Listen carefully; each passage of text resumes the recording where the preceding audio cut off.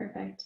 So it seems like we've about stabilized around our attendees. So let's go ahead and jump in. Happy Friday. Welcome to today's webinar on 6 of the most common data pitfalls that we find in using PD data. I'm your host, Carly Norton, and I am the Director of Marketing at KickUp, which is a company of educators working with school districts nationally to manage their job-embedded professional learning, to assess their program's impact, and to use formative data to drive better decision-making. And so really the reason that we're here is that across our work and among our district partners, one of the most common phrases we've heard repeated over the past couple of years is data-rich, insight-poor. Frankly, so much in fact that I think we've reached the point of eye rolls in the education community because it's so accepted as a statement of fact. And so really if 10 years ago we were focused on collecting the right data and collecting more of it, now often it seems to be the other way around, where we're finding ourselves buried under this weight of data without an easy way to make meaning and really improve instructional practice.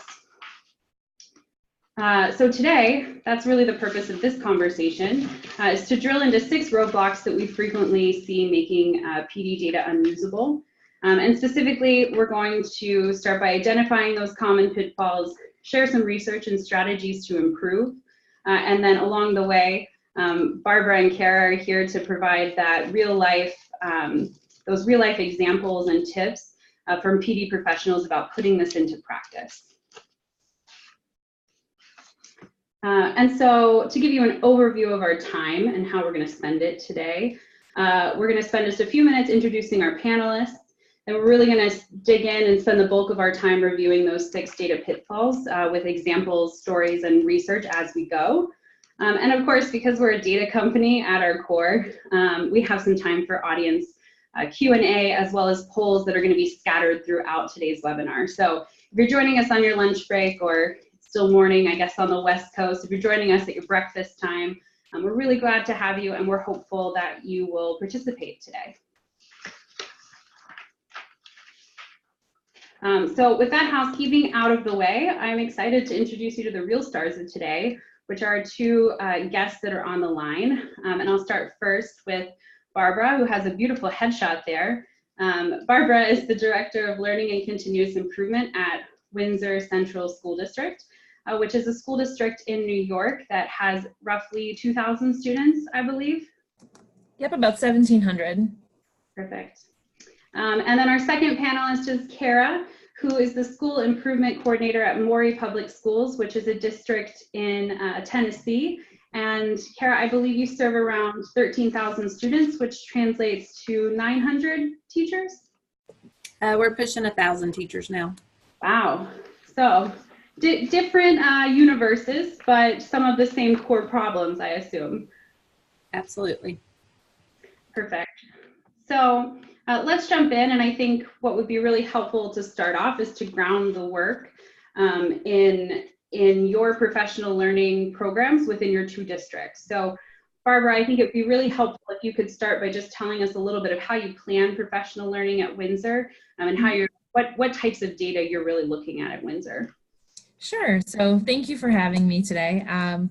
One of the jobs that I have as the Director of Learning and Continuous Improvement is to oversee the process of creating a professional development plan for our district for every year. It's a requirement by the state, but more importantly, it helps us to really guide what our year is going to look like in terms of professional learning for our staff. And so we gather quite a few people together, including teachers and administrators and community partners and so on, into a room and really take, so what is it that we need to be focused on for the year? And so we have been using KickUp just as kind of a general, we've been using it as a needs assessment. We have our teachers actually and our staff fill it out, the needs assessment, prior to us having our meetings around professional development plan. And we really use the data there based on what the teachers say is what they need. We use that to drive a lot of our plan itself. We also use it, that you can see there, for coaching. This year especially, so we have an instructional coaching team, but our new teachers this year are engaged in video coaching. And so we're using KickUp actually to have them analyze their own teaching practice and clicking through the rubric, and I'll talk about this a little bit more later, I believe, but we're using that data to say, so here is where they are instructionally, and then we help to move them to those higher levels of teaching. And then other than that, we are also, our local BOCES is using the participant log as well. So they're using a very similar log to what we use. After every professional learning opportunity that we provide to our teachers, we use KickUp and collect that information based on what went well with the session, where do we need to grow, and so on. So we're using quite a bit when it comes to KickUp in order to gather really important information that helps push us forward. Great. And I think we have a couple people from BT BOCES on the line too, so you give them their own little I'll give a shout out. I didn't know they were going to be on, so that's good. Nice. Thank you. And I'd love to hear the same from you, Cara, about professional learning at Maury. So you heard we have a large, to us it's a large district, and we don't have a large central office staff. There's actually only 3 of us in the instructional department. And so just managing professional development was a huge issue for us. So we started a soft launch back in January of this year, and we are continually adding different pieces to our, while we're using KickUp. But the first thing was just to have a registration system. Our state requires that teachers earn professional development points to renew their license, no matter if they have advanced degrees, which is something new. And we wanted an easy way for them to be able to keep track of their professional development hours and to be able to upload certificates or transcripts to the State Department for that renewal. We also launched this year in conjunction with our State Department, and then with a new math implementation plan, we are conducting literacy learning walks and math learning walks through KickUp. And it's been a great tool because we can go into a classroom, a team of us, and then as soon as we come out, we have real-time data. We can debrief about what we saw in that classroom, but then at the end of the day, we can do trend data very quickly to share with everyone. We've also moved to having PD feedback forms, so that after our teacher-led professional development sessions that we host every month, that those teacher leaders can get feedback on what their participants need. It also allows where they can follow up, or we can follow up with coaching support. So we've just really been able to maximize how we collect our data and have that timeliness of acting upon that data. We did a small needs assessment in the spring, but after Thanksgiving, we will launch a full-blown needs assessment to all teachers so that we know how to plan moving forward. That's great. Perfect. Thank you for that overview, guys. And so one thing that I think you guys really hit on as you were talking about data, and that perhaps is even noticeable for the attendees here joining us, is it is not just student data. It's really this idea of looking at improvement along the route of continuous improvement. And so, you know, I think continuous improvement is another one of those phrases that you can't go to an educator convening without hearing it everywhere. And this idea of continuously working to improve the implementation and the results of your professional learning supports certainly carries weight, and I think people are putting those activities into place. But something that can be a little bit slower to change is how we think about the data that powers that. And so really, when we talk about the kind of data that we use for improvement, it looks a little different. And I pulled this visual straight from the Carnegie Foundation. So I want to give them credit because they're a wonderful source of information if you're thinking about continuous improvement. But one of the key points that they really push out is this idea that data measures are created for different purposes. And so in some cases, we're talking about accountability measures that are really focused on those high-level outcomes.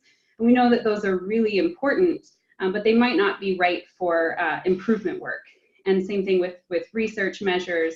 You know, if you've ever taken a research survey where you feel like you have the same question asked about 10 different ways, 10 different times, that's really useful for writing a dissertation, but it can be less useful for understanding what's happening in the classroom. So what we're really talking about today, and what we tend to talk about in terms of improvement work, is more of this practical measures and formative data.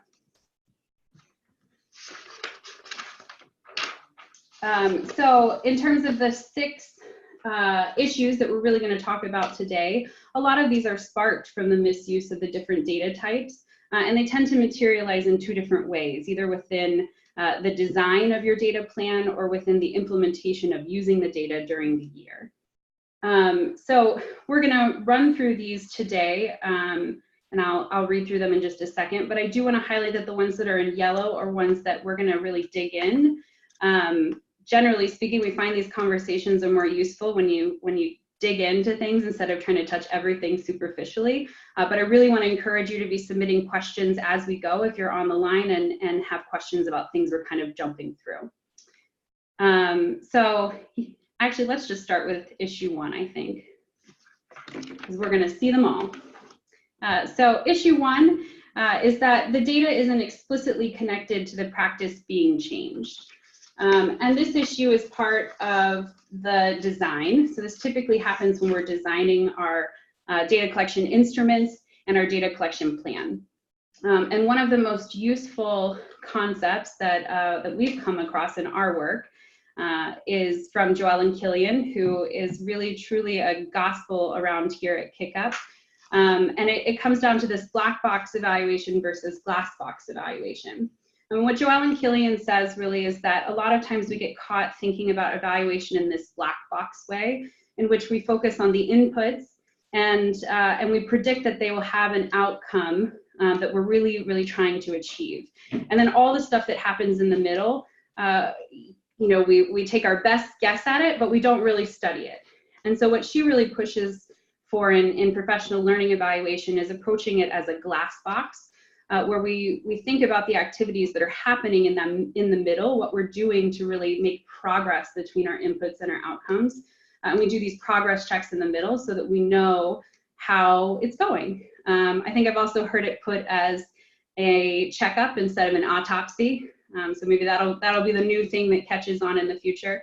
But this all really kind of comes back to the glass box evaluation of really wanting to see what's happening in that middle. And I know we have a really great example queued up from you, Barbara. And I'm wondering, I think right here is really an example of the outcomes. So this is really the far right of that visual we just showed. These are the high-level outcomes you were working towards. Maybe you could just walk us through them. Yeah, sure. So this really comes right from our plan that we have, our professional development plan. So thinking about, these are the pieces that when we looked at our needs assessment, we were able to kind of boil it down to these are the big themes. And think about, it makes me think a lot about, oh, something's changing here. Is that your screen or my screen? Sorry, That's okay, no worries, no worries. But we really, I mean, getting back to your point, sorry about that, but getting back to your point about making this realistic, we wanted to make sure that we had our teams look at, so what were the big trends we found in our needs assessment, and we boiled them down here and outlined to them of what we were going to look at throughout the year. So thinking about professional skills for the staff and knowledge of strategies, that third one really stands out. I will tell you, and I don't know if this is the time you want me to talk about it, but we have really defined it's called our playbook. It's 5 areas of effective instruction that we have defined very clearly. And then what we've done from there is with our APPR or our evaluation team, we have actually used an evaluation rubric from Marshall to identify the indicators that match those 5 areas. But then in between, what we do is our coaches actually coach on those same 5 areas. And those are the same 5 areas that our teachers are even looking at and self-evaluating. So talking about taking it from being like high level and not continuous, you know, that's really a lot of the work we've been doing. And so any kind of professional learning we do, we get that playbook right in front of our teachers as well.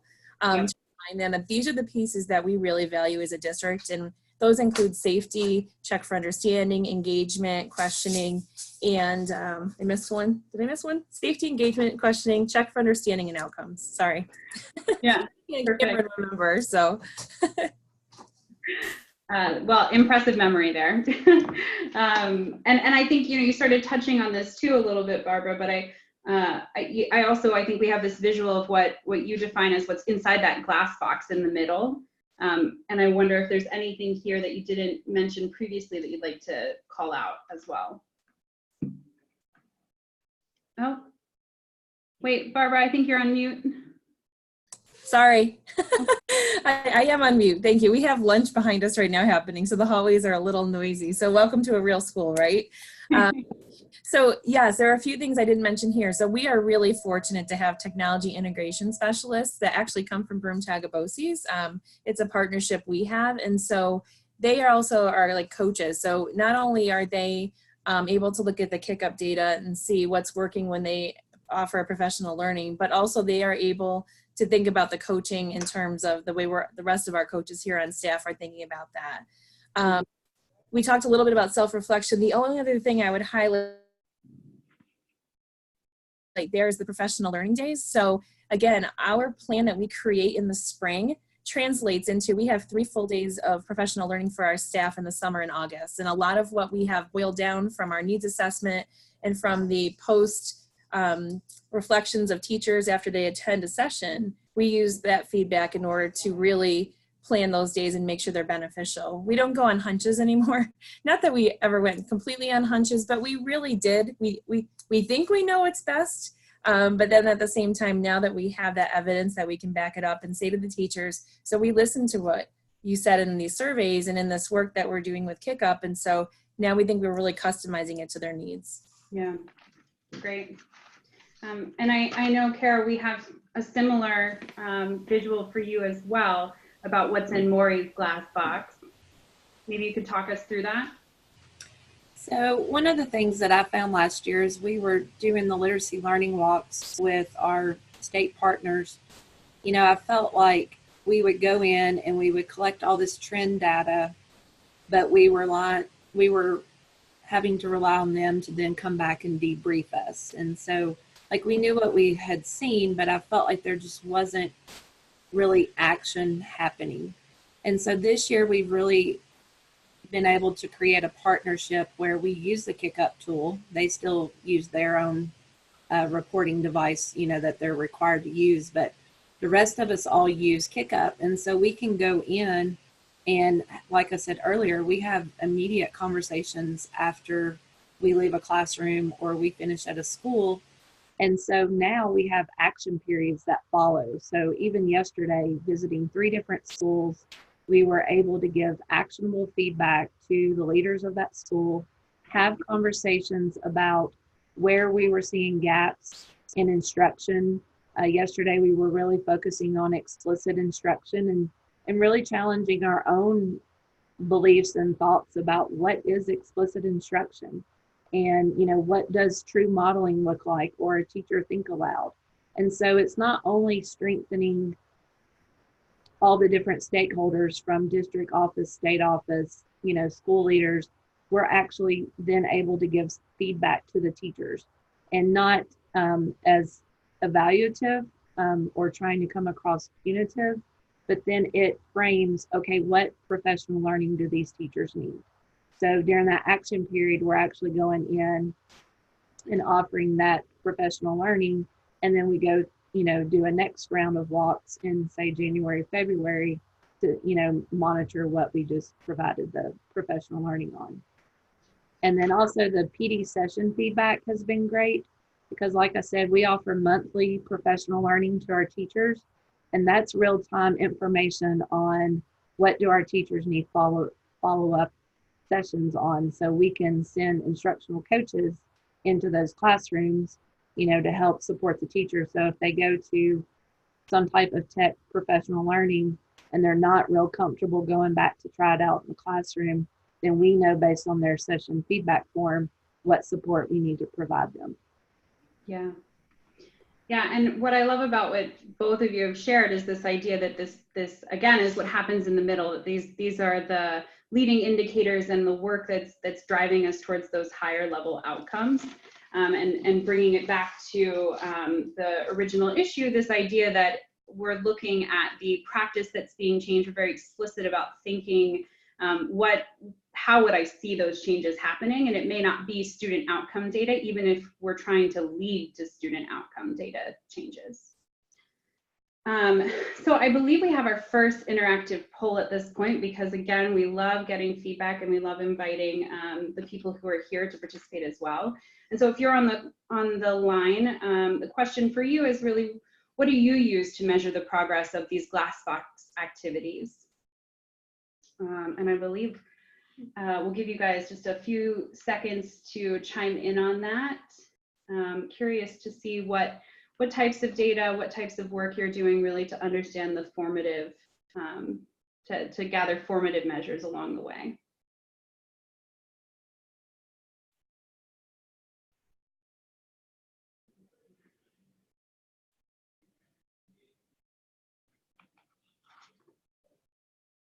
Perfect. And I think we're able to publish these results. I'm looking at my amazing colleagues here who are really running the show. But one of the things that's really showing up is classroom visits. So a lot of in-person time to check to see what's happening in the classrooms, with closely followed by coaching logs, PD event feedback, and also teacher self-reflections. So a lot of good data that we're capturing along the way. Perfect. Yep, and we can cut that. Great, so let's jump into issue 2. And this issue, again, comes back to design and data design. But this one is really that the data that we're collecting focuses on vague or subjective outcomes. And so a lot of times when we're collecting data and we start, especially when we're making strategic plans or we're looking at outcome data, what may have sounded great in the strategic plan, when you sit down to make a professional learning plan, requires some more unpacking. And so one of the useful frames for thinking about those like individual indicators, what questions am I going to ask to know whether or not I'm seeing improvement towards these larger outcomes, comes back to another one of Joelle and Killian's wonderful concepts that we use quite liberally around here, which is the concept of CASABs. And CASABs stands for knowledge, attitudes, skills, aspirations, and behaviors. And this really gives us a great frame for thinking about how things might be changing as a result of the professional learning efforts.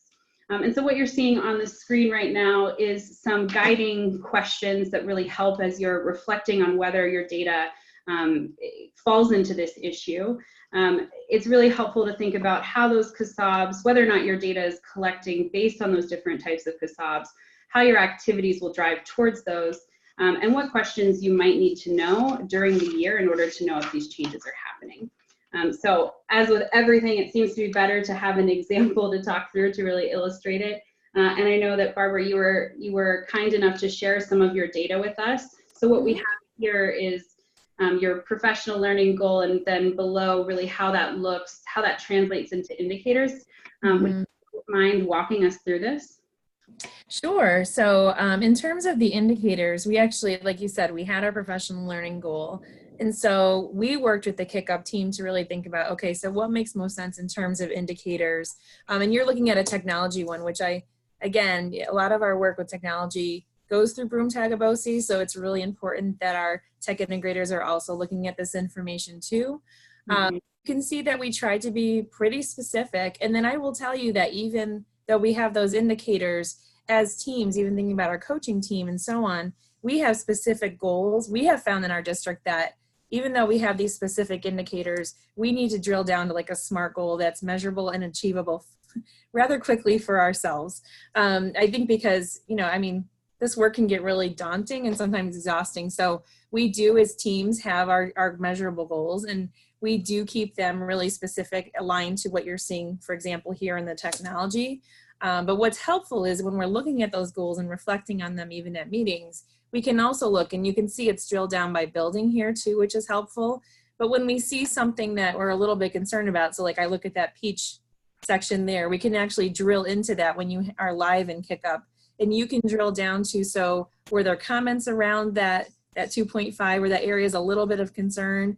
Were there certain, like Cara talked about earlier, were there certain supports that those people identify that they need?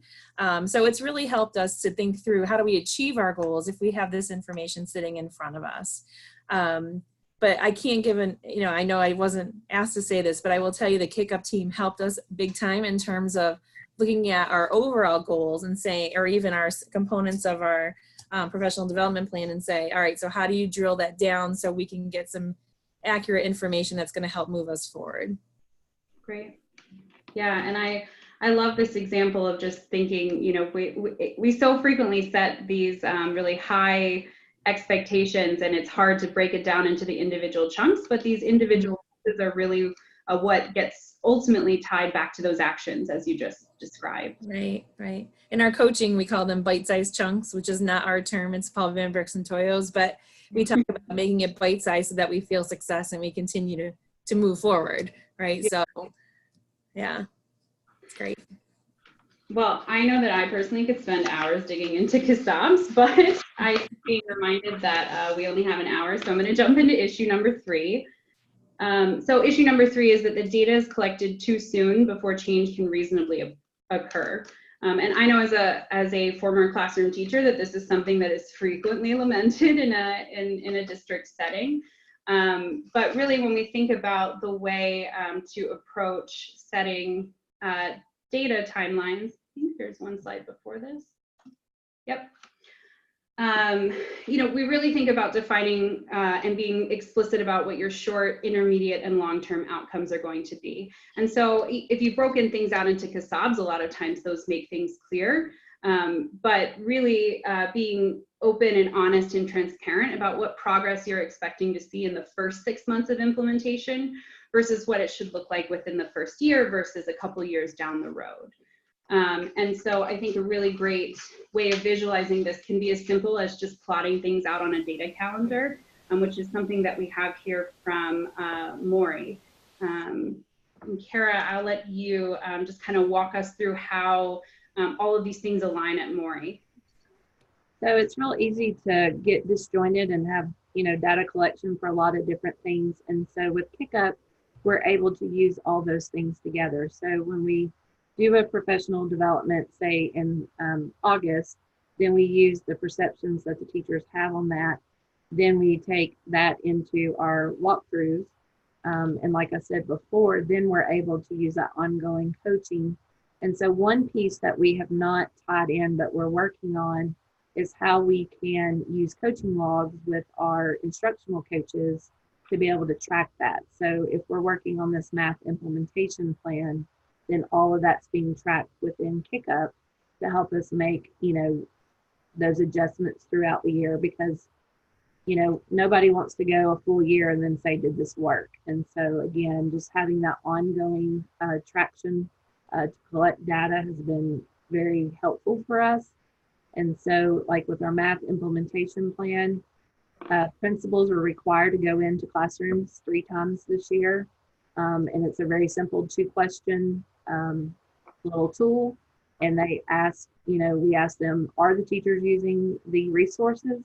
And are they using them to the depth and the rigor that they're supposed to? And then we set interim goals throughout the year to help us guide that work, because we know implementation plans are only going to be as good as, what we inspect and then coach along the way. So that's been very helpful for us. Yeah. And, the question for both of you guys, when you're thinking about your professional learning plan and you're really thinking about the year to come, how do you make sure that you're giving that space for improvement before doing the progress checks?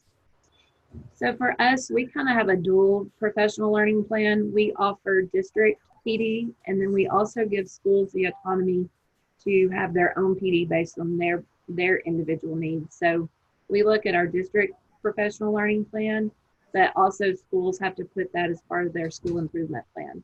So for instance, today, our teachers are doing district PD this morning, and then after school, they will have school PD, which has been a great way for us to respect the school needs, but also use time for district priorities.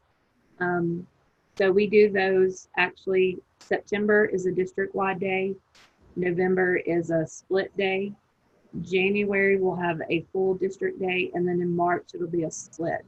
So we give them interim time, in between, so they have that time to go back and try. Yeah. And I will tell you for us, so our evaluations of teachers don't even start until right around now. So before we even get to evaluations, our principals have to really make sure they're aligned. So we do quite a bit of training and shared visits with them, going out into classrooms that technically don't count for evaluation of the teachers, but it's our way to get ourselves calibrated. And at the same time, it gives that grace period. And I will tell you, in our evaluation system, we have the language in the system that says, if a teacher wants another observation because maybe it didn't go the way they had hoped, like, we want them to be risk takers. We want them to have that opportunity to, fall forward kind of thing. So even though there is evaluation happening, like starting around now throughout the year coming up, we know they're learning new things. We know they're constantly attending professional learning sessions and so on. So there is that, along with us inserting the coaching throughout the year to support our coaching. Like, we keep a separate coaching just data log in terms of how many coaches, how many coaching sessions are going on and so on. And I will tell you, we always have an uptick in coaching before teachers are being evaluated because we're looking at the same components. So it's, our language is consistent, and they know that if we go in and we can give them feedback on those same components, they have, a better opportunity to really succeed in the evaluation. Great. And one thing I think that comes through from the way that you guys are talking about the different data you collect really cues up issue number 4, which is when we are starting to get into our implementation issue. And this is really that sometimes we start off with the best plan and find out that it's too resource intensive to collect. And I actually will pause here just to call out the quote that I think is a wonderful quote here, which is that data are not taken for museum purposes, they're taken as a basis for something. And so if nothing's going to be done with the data, then there's really no use in collecting it. Mm-hmm. And so that's something we always try to keep in mind when we're working with our partners in designing their data collection instruments, is always having an additional level of trimming. When you come in with scissors and think about, this indicator needs to tell me something that I could take action on, otherwise I'm going to cut it right out. And so most of the common symptoms that come from this are survey fatigue. I think everyone seems to have survey fatigue in the education sector. Administrators to teachers to all levels within school districts. But it also can mean that you're sifting through data that you don't need. So even if you do have this great culture where people are willing to answer all the questions that you give them, sometimes it's more data makes it harder to find the actual insights you're trying to find. And similarly, thinking about those indicators, tracking back how many questions really go to those indicators to have a good sense of, again, bring it back to the different types of data methods. Whereas if we're using data for research, we might want to have 20 questions to tie back to something. In education, we probably need, 1 to 5. So a couple kind of guided questions that, again, we tend to want people to self-reflect on their own data practices. A couple guided questions come up on this slide, but for Cara and Barbara, I'm just curious if you could talk about how you really balance asking the right amount of questions and managing against survey fatigue within your district, because you clearly have a great culture of improvement and getting that feedback. So I will be completely honest with you. When we started with Kick Up and at the end of professional learning sessions, we were asking for teachers to complete the survey or just one more time. There was a lot going on with surveys in our state at the time, especially. And so I will tell you, we had survey fatigue. What I think helped to get over that hump per se is that when we were starting to put the data in front of them around Kick Up, like literally, especially like that professional development team, and saying, like, this is beneficial. Like, you're telling us this is what you need, or you're telling us this is what you don't need. So based on that information, we're going to act on that in a different way. I think having that, knowing, like, it goes back to what you were just saying, knowing that if we're collecting it, then we're looking at it and we're going to make adjustments. That's super helpful. I was just in a meeting not too long ago, and one of the pieces of feedback we had received a while back in Kick Up was we need to do more differentiation of teachers. Like if they've already completed this one piece of whatever it is they're learning, we don't need to revisit it with everyone, just like with kids. And so what ended up happening was we've been really cognizant of that since then. And even in a meeting just yesterday, I guess it was, somebody at the team said, well, remember though, we need to differentiate. We've had that feedback. Like, so it's helping us to keep us sharp too, but I'll tell you that the fatigue, I've seen it get a little bit better now.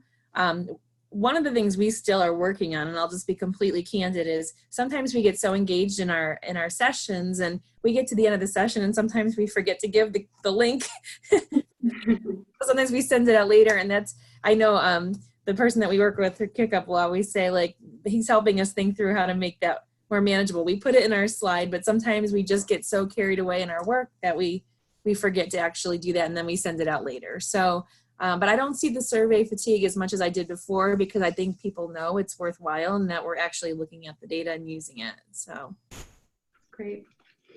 So let's jump into issue number 5. And again, this is an implementation one, but this is that the data isn't easily understood by the people who are using the data. And so again, for this piece, it really is a breakdown of thinking from design into implementation. A lot of times the people who are putting together the plan may not be the ones who are on the ground really using that data. And so some of the guidance, the guiding questions that we have here are really thinking about those stakeholders, the people that you most want to empower with this data, the people who will have the most on the ground impact of putting this data into practice. It is the way that you're sharing data set up to allow them to visualize and make meaning quickly, as well as get it and understand it and be ready to put it into use. So let's jump again right into an example from Windsor. And I think, Barbara, you have a couple different ways that you use this data. Maybe you could just give us a quick high level of the different reports that you use. Yeah, so we actually, anytime you see what's in front of you, you can click on the actual PD session and it turns into this beautiful display of colors, which is a great thing and has numbers. But again, like I talked about earlier, we use these, this information not only in meetings, but we also use them, like sometimes the coaches and I, when we're sitting, will like say, okay, let's take a look at what the feedback was, similar to what Cara talked about. And again, the idea of having ease of being able to view this is so nice. So like with Kick-Up, it is just super user friendly in terms of being able to hover and click and drill down. I mean, we can drill down to teachers' comments. One of the things we've really thought a lot about is we want to make sure we're getting authentic feedback from teachers. So we've been thinking about how we don't actually have their name tied to it unless they want their name tied to it. And yet we can look at the building, we can look at the grade level and at least kind of narrow down if there's someone who's struggling or someone who isn't happy with something we've done, we can at least target it, even if it's more of a general sense. But we have found just through the years with different pieces of feedback that if there's that anonymity to the feedback, sometimes we get some more, sometimes it's not our favorite feedback, but it's feedback we need to get, right? So we use that for this purpose. And what's nice about this too, you can see how many people participated, but then again, like the piece that you're not seeing is just how you can drill down and really get to the basics of, if it goes back to differentiation. If some people are doing well and don't need that support, okay, but just like kids, then we need to look at the ones that do and think about how we can support them right away. Yeah. And I love, I have taken a peek into the way different districts are doing this, but it's really, when we think about like data, there's a task of just analyzing the data and calculating, adding numbers, making percentages, finding the right graph. And whether you're using Kick-Up or not, there are a lot of ways out there to really take that analysis off the plate of the coaches and the principals and the users that you're trying to get excited about the data so that they can focus their mental energy on the interpreting and making meaning to that data. And so that's what I love here about this screenshot from you, Barbara, is that it's clear that you're thinking about the different contexts and making that easy for people to find. And I will just add real quickly that for when we do our actual we're getting our professional development plan together and we're using our needs assessment data, we're able to take all of the comments. And one of the most powerful activities we've done, it's not so much crunching numbers, but we've actually had our team break apart in code, like what are the big themes we're hearing through the comments? And then we've charted that up just to say, okay, that's where we need to go. And I know some of our folks from Room Tioga BOCES have been in the room when we've done that. And that's been incredibly powerful. We've been able to really get a nice clean report from KickUp that we can do that work rather quickly. And again, not have to crunch numbers. They do a lot of the number crunching for us, which is great. Great. So I'm going to jump into our 6th issue. And if you are on the webinar and you have a hard stop at 12:45, I believe that the calendar invite may have actually mistakenly said this was 45 minutes. You're welcome to jump out, but if you're flexible, we're planning on continuing through the full hour. And so either way, you will still get a recording of the webinar if you do have a hard stop at 12:45. So jumping into issue 3, which is our last but not least issue, is that the data isn't shared and used frequently within the planning team. And this one, I love this quote, and I see it everywhere, but I'm not sick of it, which is just what gets measured gets done. And so the more that we can communicate what we're measuring and sharing that within our team, the more likely it is that it gets done. So again, jumping into some of our guided questions for those of you who are joining us for reflecting back on how you're using your data. This really ties back to building in those protocols so that we're using data in an ongoing way. And a lot of that comes back to continuous improvement, but if you want to see continuous improvement and we want to make continuous adjustments, then data has to exist outside of the planning meeting and outside of the end of year check-in. So I think we have a great example from Maury, and we haven't heard from Cara in a little bit. So Cara, I'd love for you to talk about how you guys are really living that truth with your walkthrough teams. So like I'd mentioned before, we're doing these literacy walks, and I feel like, well, we're doing math walks, RTI walks. I felt like, I don't know, the past 3 weeks I've been in schools more, and that's a great problem to have, is when you're not in the office. But just, you know, before when we would collect data, it was whoever was the owner of the spreadsheet.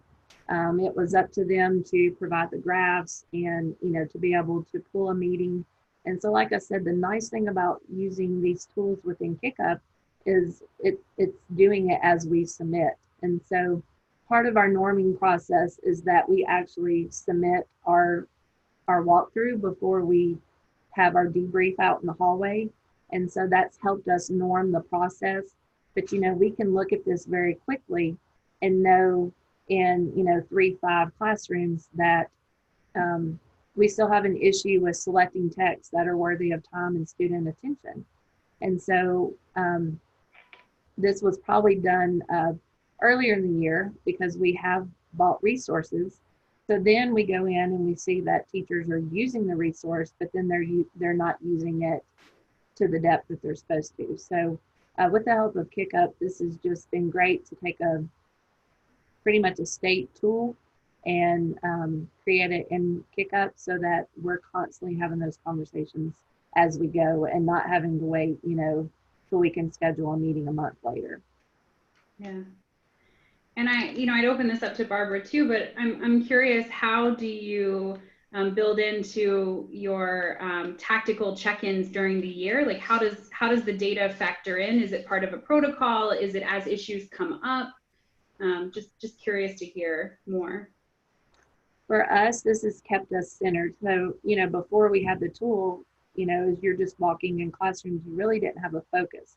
And the biggest takeaway from these walkthroughs for our principals have been, you know, they would say, I would go into a classroom, kids appeared to be engaged, there seemed to be learning taking place. And so I would have said everything's okay.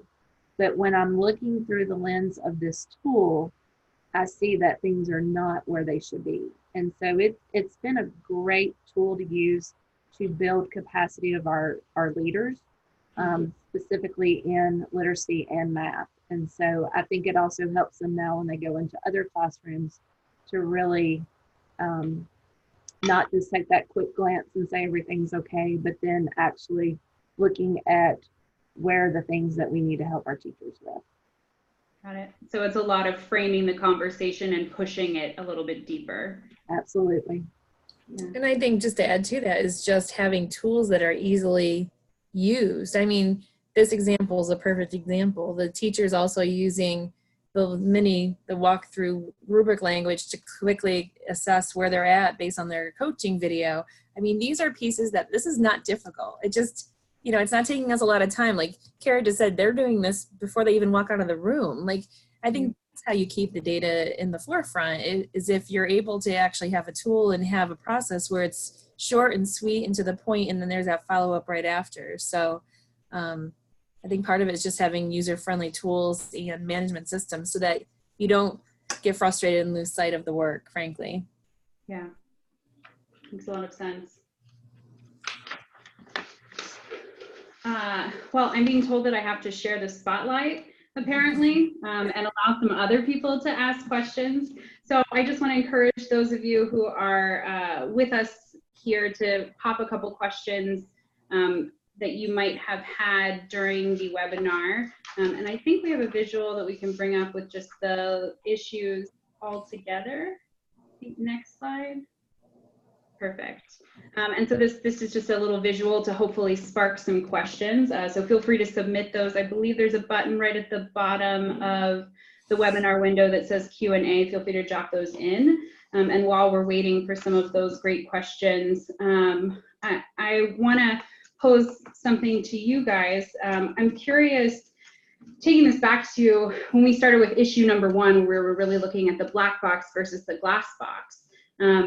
You know, now that we've kind of gone through and see the different types of data you're collecting, how does that impact your confidence in hitting those outcomes that are on the right side of the document or of the visual?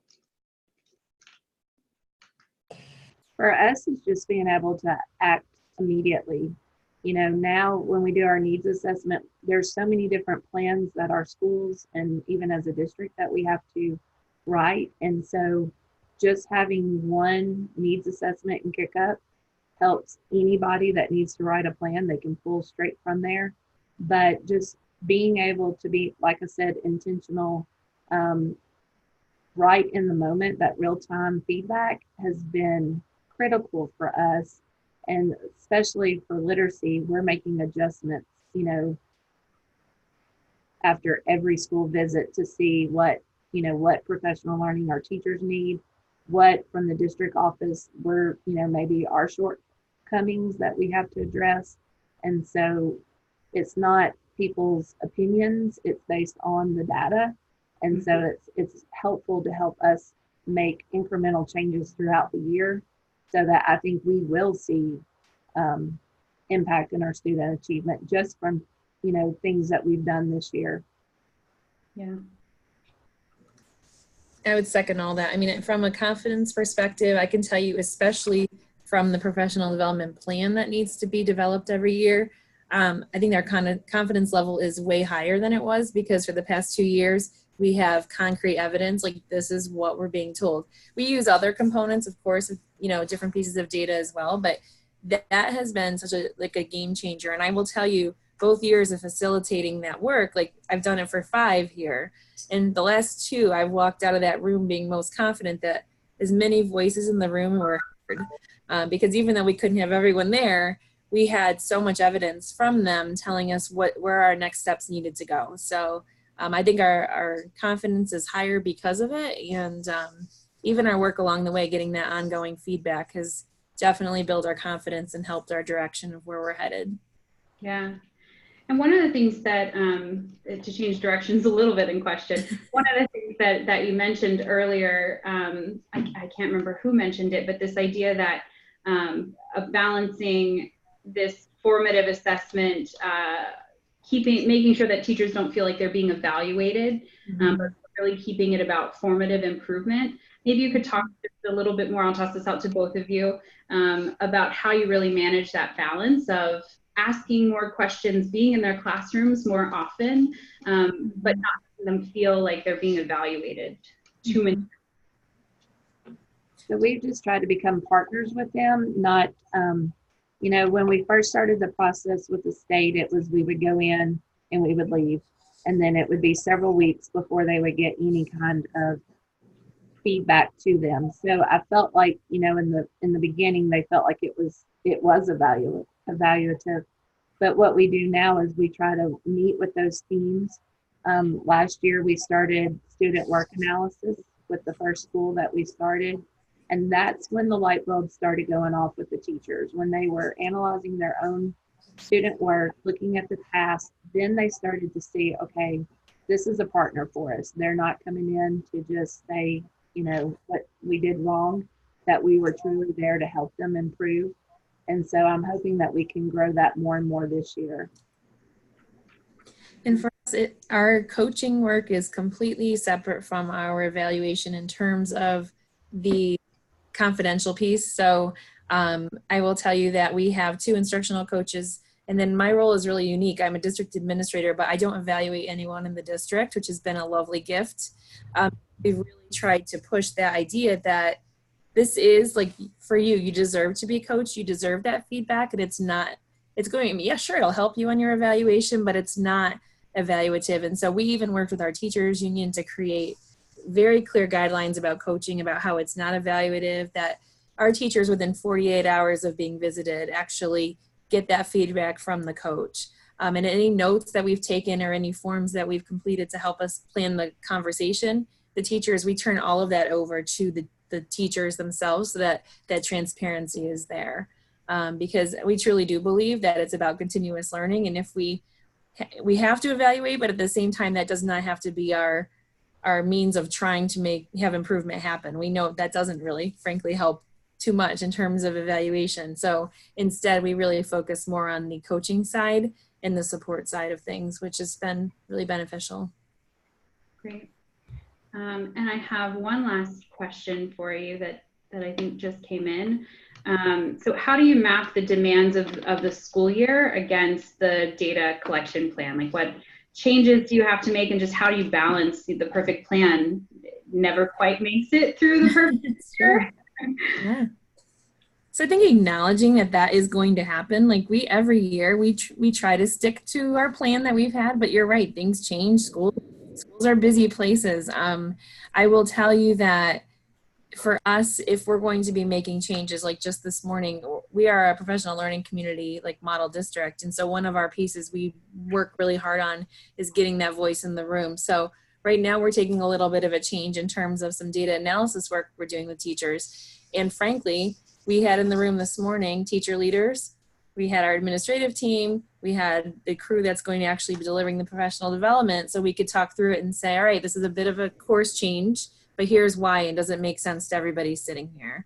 So trying to hear the voices, and it's tricky in terms of prioritizing what's most important. I mean, of course, when we look at that needs assessment, there are many more pieces on that than what make the actual plan at the end. But I will tell you that because we code them and we really say, so what's boiling to the top, we get to as many as we can. And the nice thing is now we have data saved that we can actually look back even next June and say, as we make our next plan, all right, are these still concerns? Were they concerns last year? Let's see if this is something that we need to have moved to the top of the list. So it's tricky for sure, but this does help us to identify those highest leverage areas to work on. Great. Well, you guys are just such pros here. We're hitting exactly our last 5 minutes, and how often does that happen in a presentation? But really just kind of want to wrap us up. We do have one more poll that I'd love to launch for the people who have joined us today. We're really interested in hearing from you. Which issues that we've covered today are you most interested in receiving resources and tips around? In the same way that we always encourage our partner districts to be very genuine about how they're going to use the data and then putting it out into use. Our content manager here at KickUp is sitting right next to me, and so she is very eager to get these poll results as well, but this really guides what we focus on in our resources that we put out to support district leaders around here. So if you wouldn't mind just dropping in your response to which of these pieces would you like to learn a little bit more about and receive some research and resources around. And so while you guys are doing that, I just want to put out a quick shout out for our Kick-Up blog. We have a link of right here. And so what we hope that you took as much as we did away from the conversation today, but there's only so much you can get to in an hour. So I really want to encourage anyone who's on this call to check out the Kick-Up blog. And specifically, this link will take you to our ebook, which is really based around these 6 data issues with some more great district examples, some more attachment to research, and a really great section about why and why the research says that we should be focusing on formative assessment with educators. And so that can be a really great resource and tool as you're thinking about implementing this work with your district as well.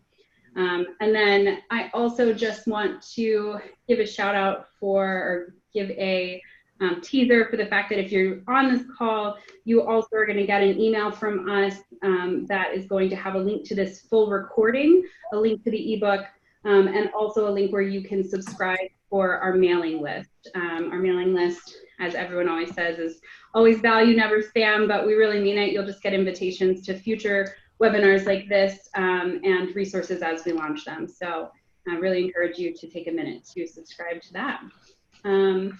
But right at 12:58, perfectly on time, I believe that's all the content I have, all of the talking I'm going to do today at you guys. But I really just want to say a big and genuine thank you to Barbara and Cara, who have added so much value. I really appreciate the transparency that you guys have brought here with talking about where you guys are seeing a ton of success and where you're still working. Those kinds of honest reflections are really useful for other practitioners who are working through the same data problems. So thank you guys so much for spending some of your time on this precious Friday before this crazy Thanksgiving week. We really appreciate it. Thank you. Thank you. And thank you to everyone who's on the line. We hope that we'll see you at the next conversation we host as well. But otherwise, enjoy your Friday and your Thanksgiving to come. Thank you, guys. Thank you.